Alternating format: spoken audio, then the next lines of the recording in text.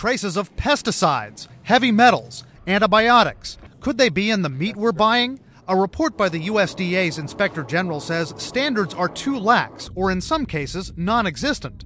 For example, it says in 2008, a shipment of American beef was turned away by Mexico because it contained too much copper.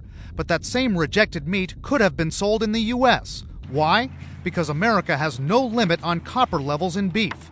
As a result, the report says, meat containing traces of these substances can reach the food supply.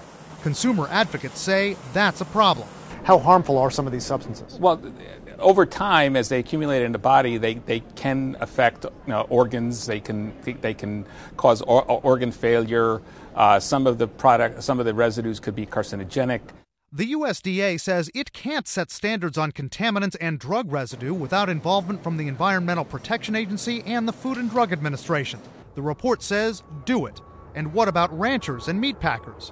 If beef cattle are drinking water that's run off from nearby cropland and is contaminated with pesticides, I'm not sure there's a whole lot that they can do about that. On the other hand, when you look at something like antibiotics, there's a lot of antibiotic use in the beef industry.